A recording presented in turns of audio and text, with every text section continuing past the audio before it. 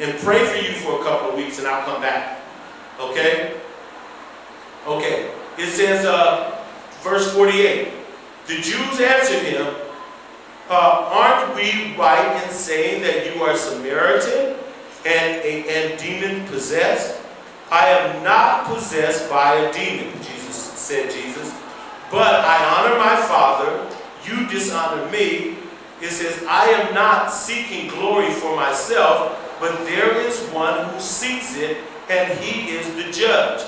I tell you the truth, if anyone keeps my word, he will never see death. At this the Jews exclaimed, now we know you are demon-possessed. Abraham died, and so did the prophets.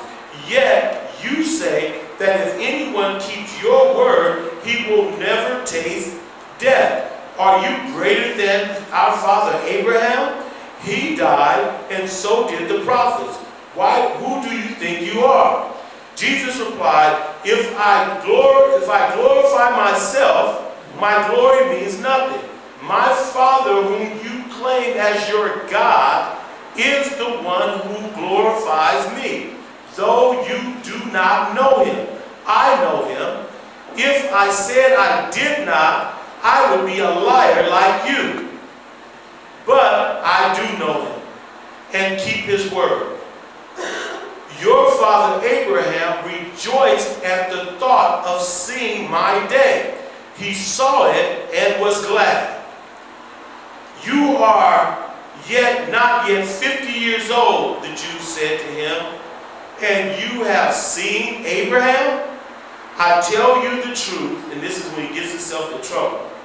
I tell you the truth, Jesus answered, before Abraham was born, or before Abraham was, in Hebrew, H.A.A.R.P, I am. At this, they picked up stones. They picked up stones to stone him, but Jesus hid himself, slipping away from the temple grounds. Now, Jesus' claims is that I am. And you have to understand something. That is the secret name of God amongst the Jews since Moses came back and spoke it to the Jewish people. When Moses came back and they said, who sent you? Moses said, he said to tell you, H.A.A.R.P, or I am that I am. And when Moses said that, the Jews said, this is the secret name of God. Nobody is allowed to speak this name. Jesus, at this point, says, I'm him. So therefore, they picked up the stones to get rid of him. Like, okay, now we know you're crazy. We were to kill you because now you're saying straight out, I'm God. Okay? Anybody who claims that Jesus was not claiming to be God in the scripture have never read the Bible. Yes? Weren't these the same Jews who was believing in him when he was preaching on the Mount of Olives? No, these Jews right here are really the Pharisaical and the Sanhedrin court.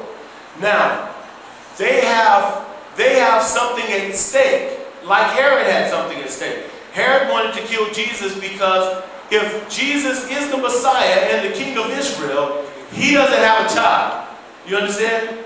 So, the Pharisees and the Sanhedrin, they know that if Jesus becomes prominent and the teacher of Israel doing all of this healing, see, they don't care about his healing. They're getting paid. You understand? They have rule over the people. The people are bringing the tithes and the offerings to them. They're getting paid. If Jesus becomes the ruler in Israel, they are out of a job.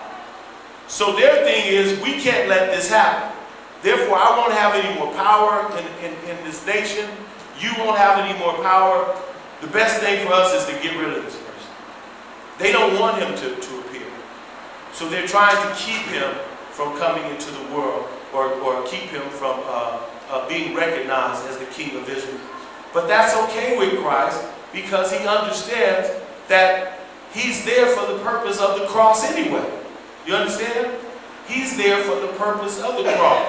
Christ did not run from the cross. He was running toward the cross because he knew what the purpose of him being there was. But now,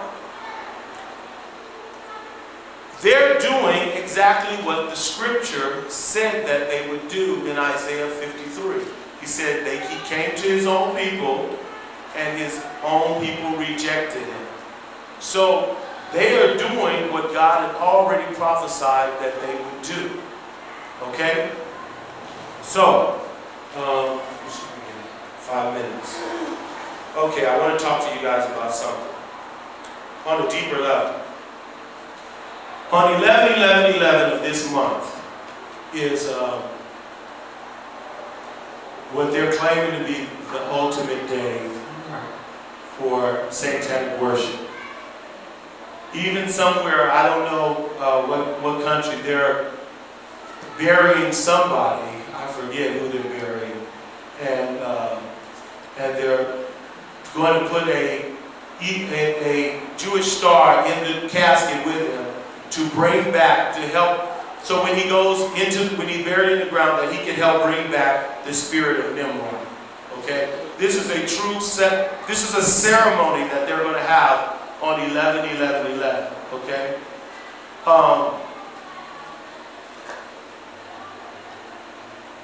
I don't know if something is going to happen on that day, but it is a very strong satanic day.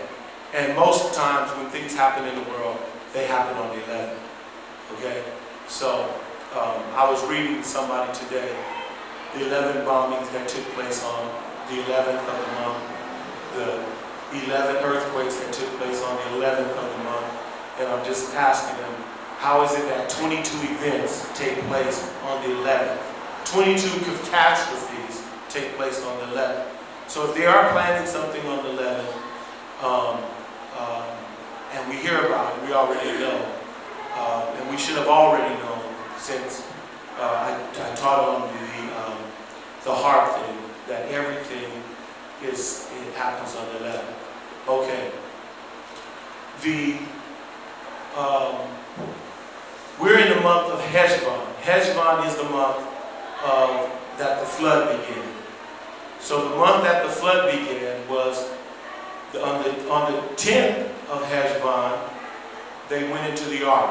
On the 17th of Heshvan, the trouble began, or the waters began to overflow.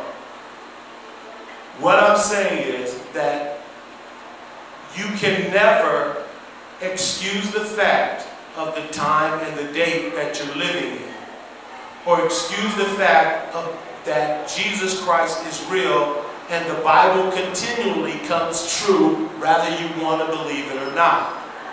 The fact of the matter is, we do have an enemy. There is satanic worship in the world. You are on Jesus Christ's side. And he has prophesied that some things are going to happen in the world. Anyone that's planning on a continual, forever life of Christianity on earth is fooling themselves. Okay? Because that is not God's plan. God's plan is to have a church, to take the church out of the world, and to hand the world, not to hand it over, but to say, now you can do what you want to do. Okay? Because he can't do what he wants to do right now. Now, on Monday, they voted 104 to 14 to make Palestine a recognized state at the UN. So Palestine is recognized by the UN as being its own country right now, which puts it perfectly in line for them to separate the land and to give part to Israel and part to Palestine. So a lot is going on in history. It's still 2011. Israel is still a nation. It's still born again. I mean, back on the earth. And things are happening in the world. Now, I don't talk about it as much, but you still need to understand that we are not living in these glorious times that we can plan the next 50 years of church growth.